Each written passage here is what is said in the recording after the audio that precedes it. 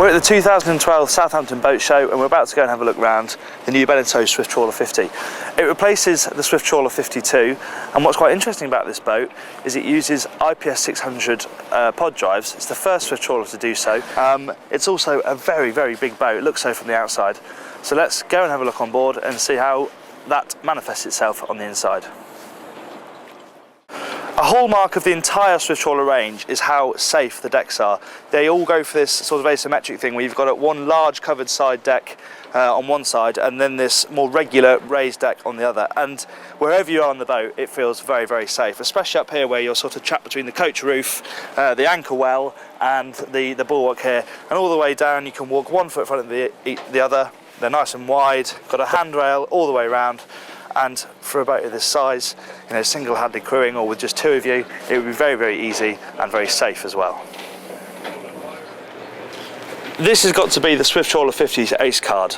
This trawler style means that you've got this huge overhang, and really there aren't many 50-footers that can put up with it for space up here. You've got this huge open space behind, which, as you can see by the large crane, is sort of destined for the dinghy, but there is the option to keep the dinghy on the bathing platform. Then you can lose the crane and just have this as a huge open area for freestanding furniture or deck chairs or whatever you want, really, maybe a volleyball tournament.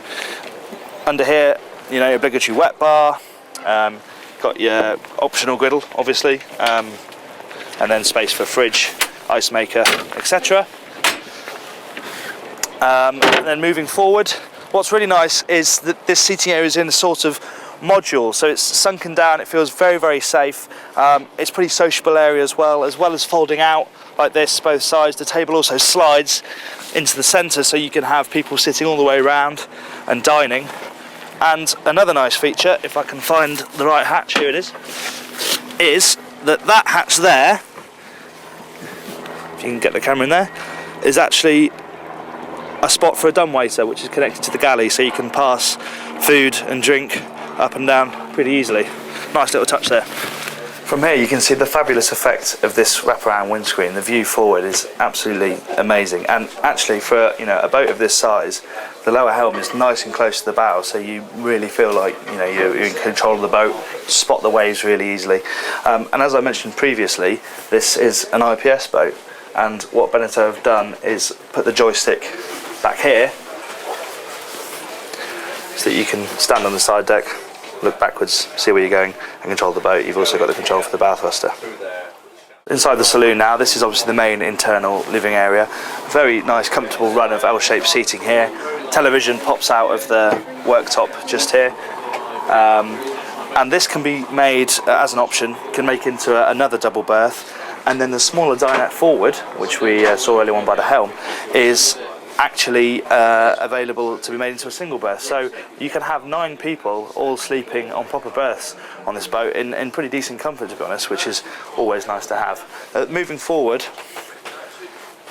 you've got this centrally located galley, which is great because it's nice and safe. This tight sort of U-shape means you can wedge yourself in when the boat's going along, and it's in the perfect place to serve the people down there or up at the dinette, or for the skipper to nip back and make a cup of tea on passage.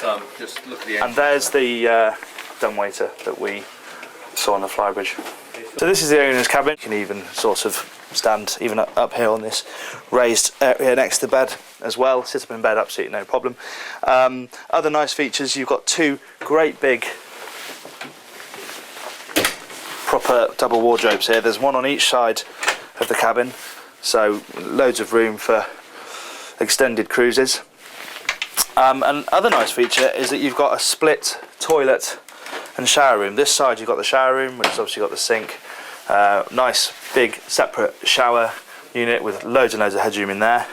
And then on the other side of the boat there's another smaller sink and a toilet, so there aren't going to be any queues in the morning when people are getting dressed.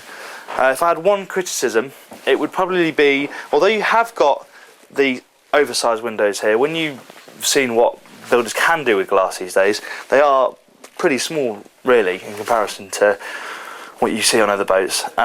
So maybe making those a bit bigger would lighten up the cabin a little bit more, but that aside, it's a really, really nice space. The VIP cabin isn't actually en suite to the bathroom, but it is very close. It's just outside the door, and the reason for that is it's shared with the third cabin down here. And at this guy's, the Southampton Showboat, the cabin is in a double bunk arrangement. You've got storage for clothes and bags just on the inside of the door there. But you can have this as a study if you want that instead, and you can even have it as a sort of split study cabin, so you have a study but there's a pull down bunk as well. So there's a bit of versatility there in the option of the third cabin.